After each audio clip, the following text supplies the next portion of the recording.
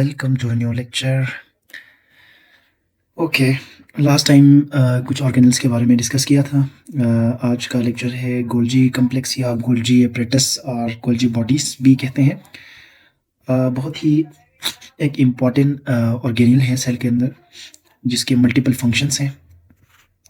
We will discuss about it. इसकी थोड़ी सी history ये है कि इसको जो है ना कैमिलो गोल्जी ने 1898 में डिस्कवर किया था और इसी के नाम से ही इसको गोल्जी कम्प्लेक्स या गोल्जी एपरेटस का नाम दिया जाता है। ये तमाम यूकैरियोटिक सेल में पाया जाता है। इसमें क्या होता है, फ्लैटेंड स्टेक सेल्स होते हैं, या हम कह लगे स्टेक होते हैं। जिस तरह से कॉइन्स को हम रखते हैं ना, कॉइन्स को स्टेक फॉर्म में, बंडल जिसे हम उर्दू में कहते हैं, और फ्लैटेंड बिल्कुल फ्लैट और मेम्ब्रेन बॉन्डेड सेक्स जिनको सिस्टर्नी कहा जाता है, ये एक दूसरे के ऊपर तह बते स्टॉल हो रहे होते हैं और उनको स्टेक कहा जाता है। और फ्लैटेंड सेल का जो है वो स्टेक जो है ना उसको गोल्जी कम्प्लेक्स भी कहा जाता है और इन सिस्टर्नीज को। नेक्स्ट क्या है, it is a complex system of interconnected tubules form around the central stack. एक कम्प्लेक्स जो है ना वो सिस्टम इन ट्यूब्यूल्स के बीच में बनता है जो एक दूसरे के साथ क्या होते हैं, इंटरकनेक्टेड होते हैं। इसमें दो फेज़ होते हैं, फार्मिंग फेज़ होता है जिसको सिस फेज़ कहा जाता है, मेजोरिंग फेज़ है उसको ट्रांस फेज़ कहा जाता है। फार्मिंग फेज़ क्या होता है, कन्वेक्स लेंस का शेप का होता है। इसमें वेजिकल्स सिस्टर्नी बनाते हैं, यानी जो वेजिकल्स स्मूथ इंडोप्लाज्मिक रेटिकुलम से, रफ इंडोप्लाज्मिक रेटिकुलम से जो वेजिकल्स आती हैं वो यहाँ पर आकर क्या बनाते हैं, गोल्जी कम्प्लेक्स एक साइड पे बन रहा होता है और एक साइड पे यही गोल्जी कम्प्लेक्स टूट भी रहा होता है। उसको हम ट्रांस फेज या मेजोरिंग फेज कहते हैं, जहाँ पे ये दोबारा से वेजिकल की फॉर्म में टूट जाता है। अब फंक्शन क्या है इसका, सेल सिक्रीशन इसका फंक्शन है। Abundant in the secretory cells में ये बहुत ज़्यादा एबेंडेंट होता है। Most secretions are protein from endoplasmic reticulum and packed them into vesicles, और ये वेजिकल की फॉर्म में पैक्ट होते हैं। ज़्यादा सिक्रीशंस में इसी तरह होती है। Certain organelles originate from Golgi complex, lysosome, peroxisome, glyoxysome, ये सारे जो है ना वो इसी गोल्जी कम्प्लेक्स से बनते हैं। और also involve in formation of conjugated molecules जैसे ग्लाइकोप्रोटीन्स हैं, लिपोप्रोटीन्स हैं, ये सारी जो है ना कंजुगेटेड मॉलिक्यूल्स भी इन्हीं गोल्जी कम्प्लेक्स के जरिए बनते हैं। प्लांट के अंदर सेल डिवीजन में एक बहुत बड़ा किरदार होता है। ये गोल्जी कम्प्लेक्स से बहुत सारी वेजिकल्स आती हैं और ये एक एट द इक्वेटर पे जो है ना उसके बिल्कुल लॉन्गिट्यूडनल ये इसके ऊपर क्या हो जाते हैं, अरेंज हो जाते हैं, और उस अरेंजमेंट के नतीजे में वहाँ पे एक स्ट्रक्चर बनता है जिसे हम फ्रेगमोप्लास्ट कहते हैं, और ये फिर सेल डिवीजन में क्या करता है, हेल्प करता है। यहाँ पर आप डायग्राम देख सकते हैं। फर्स्ट ऑफ ऑल जो है ना इसमें देखें, यहाँ पर ये आपके पास है ना वो सिस फेज है और ये मेच्योरिंग फेज है जिसे ट्रांस फेज कहा जाता है। यहाँ पे देखें वेजिकल्स आती हैं और इस तरह के स्टॉक बनते जाते हैं और इसको सिस्टर्नी कहा जाता है। यहाँ पर आकर न्यू वेजिकल्स दोबारा टूट के बनते हैं, कोई सेक्रेटरी वेजिकल बनता है, कोई जो है ना वो फूड वेजिकल, इस तरह डिफरेंट किस्म के पर्पस के हिसाब से बनते हैं। ओवरऑल देखा जाए तो यहाँ पे देखें न्यूक्लियस की मेम्ब्रेन की कंटिन्यूएशन ये इंडोप्लाज्मिक रेटिकुलम है। इंडोप्लाज्मिक रेटिकुलम से खास किस्म के प्रोटीन जो है ना वेजिकल की फॉर्म में आते हैं और ये प्रोटीन स्मूथ इंडोप्लाज्मिक रेटिकुलम से होते हुए गोल्जी कम्प्लेक्स तक आते हैं। गोल्जी कम्प्लेक्स में मज़ीद इसकी जो है ना वो मॉडिफिकेशन और जो चीज़ें ज़रूरत होती हैं वो की जाती हैं। उसके बाद यहाँ से ट्रांसपोर्ट वेजिकल बनता है। ये वेजिकल जाके सेल मेम्ब्रेन के साथ फ्यूज़ होता है और ये जो स्पेसिफिक मटेरियल था वो सेल से आउट होता है। तो ये ओवरऑल कनेक्टेड है न्यूक्लियस के साथ, इंडोप्लाज्मिक रेटिकुलम के साथ और ये Golgi apparatus and then cell membrane के साथ। तो ये पूरा ऑर्गेनाइज जो है ना वो सिस्टम हमें नज़र आता है। और नेक्स्ट टॉपिक है वेजिकल्स। वेजिकल्स क्या है, vesicle derive from Latin word vesicula जिसका मतलब है स्मॉल ब्लैडर, एक छोटा सा गुब्बारा जिसे हम कह सकते हैं। लैटिन वर्ड से ये निकला है। और small membrane bounded sex containing fluid enclose by lipid bilayer. ये बिल्कुल जो है ना स्मॉल सेक्स होते हैं और लिपिड बाइलेयर जो है ना वो अपने अंदर कुछ मटेरियल इनक्लोज करके रखता है।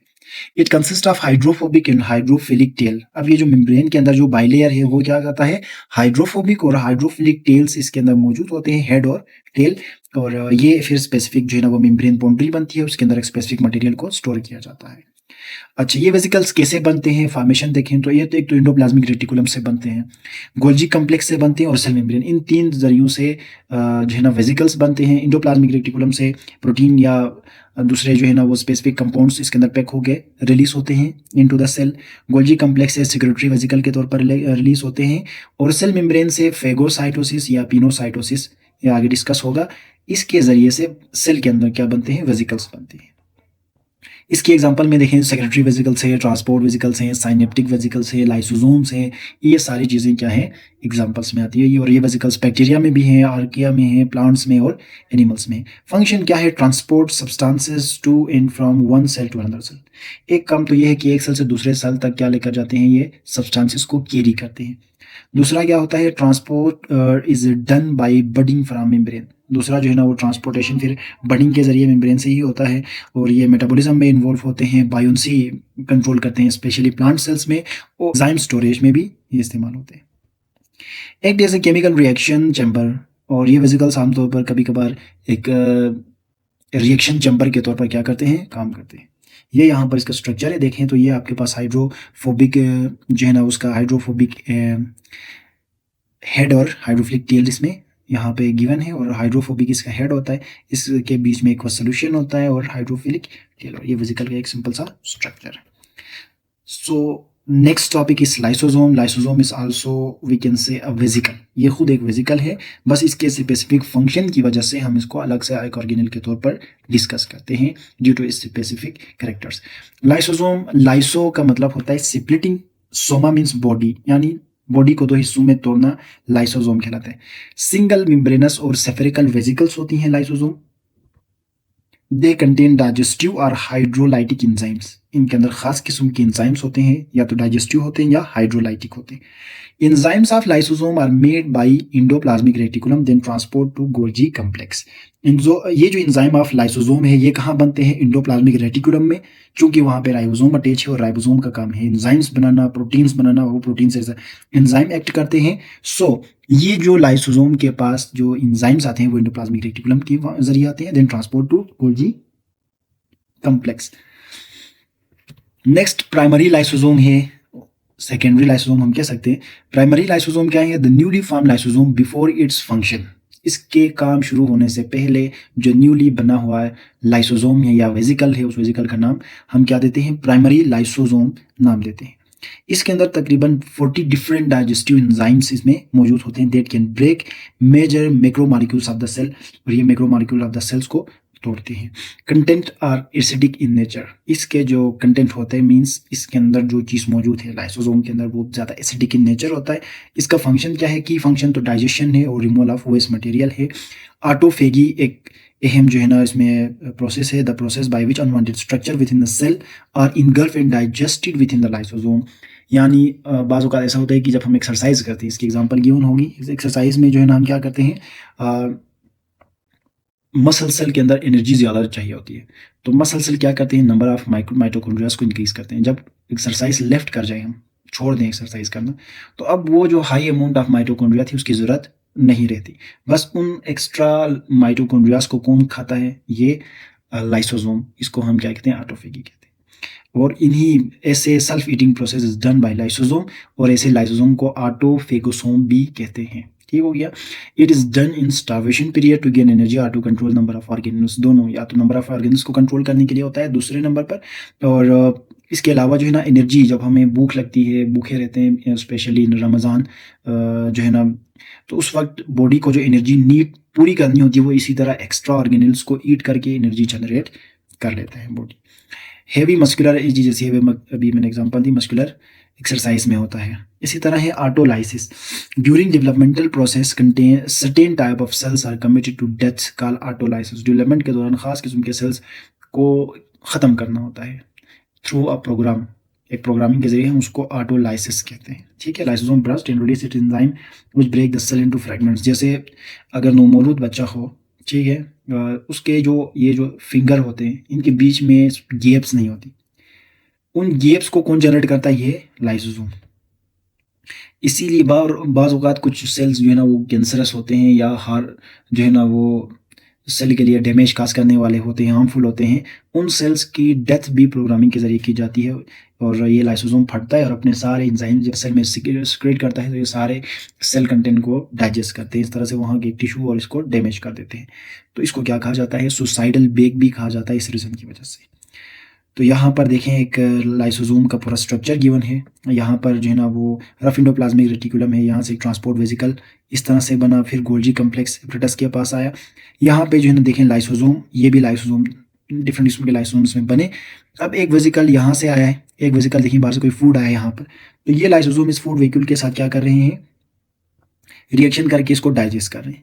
इसी तरह लाइसोसोम का दूसरा एक फंक्शन इसके ज़रिए बता रहे हैं कि यहाँ पे लाइसोसोम है, लाइसोसोम ने क्या किया, यहाँ पे आके एक एक्स्ट्रा ऑर्गेनिल था जिसकी ज़रूरत नहीं थी, उसको उसको क्या कर दिया, उसके साथ फ्यूज़ हुए और यहाँ पे अपने कंटेंट रिलीज करके इसको डेथ कर दिया।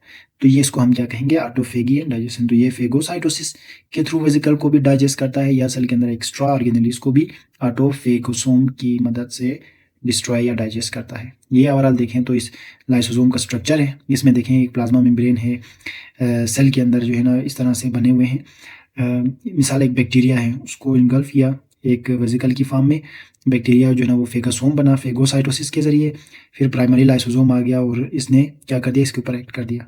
इंडोसाइटोसिस में क्या होता है कि यहाँ पे फूड मॉलिक्यूल्स या कोई भी ऐसा लिक्विड मॉलिक्यूल आया, उसको अर्ली ये इंडोसोम बने, फिर ये लाइट इंडोसोम बने, उसके साथ जो है ना वो लाइसोसोम ने रिएक्ट करके ये सेकेंडरी लाइसोसोम बना, उसके नतीजे में फिर डाइजेस्ट होकर चीज़ें बनी। और तीसरा क्या है हमारे पास, ऑटोफेगी है, यानी इंडोसाइटोसिस है, फेगोसाइटोसिस है और ऑटोफेगी है। ऑटोफेगी का मतलब क्या हो गया, ये एंडोप्लाज्मिक रेटिकुलम आया, इसने इस माइटोकॉन्ड्रिया को क्या कर दिया, कवर कर लिया और वेसिकल बना दिया। इस वेसिकल के साथ ये प्राइमरी लाइसोसोम ने क्या कर दिया, रिएक्शन कर दिया और अपने सारे जो एसिडिक नेचर के एंजाइम थे उनको इस वेसिकल में रिलीज़ कर दिया, जिसके नतीजे में ये माइटोकॉन्ड्रिया क्या हो गया, डाइजेस्ट हो गया और उसमें से जो एनर्जी रिलीज होती है वो सेल क्या करता है, यूज़ करता है। तो इसमें 3 प्रोसेसेस के ज़रिए लाइसोसोम क्या करता है, आने वाले वेसिकल्स को ख़त्म करता है। तो इंडोसाइटोसिस के ज़रिए जो सेल की तरफ आते हैं, एक फेगोसाइटोसिस है जिसमें सेल खा जाता है, फेगो का मतलब ये हुआ, एंड लास्ट पे ऑटोफेगी है, प्रोग्रामिंग के लिए सेल के अंदर मौजूद उसको किल किया जाता है।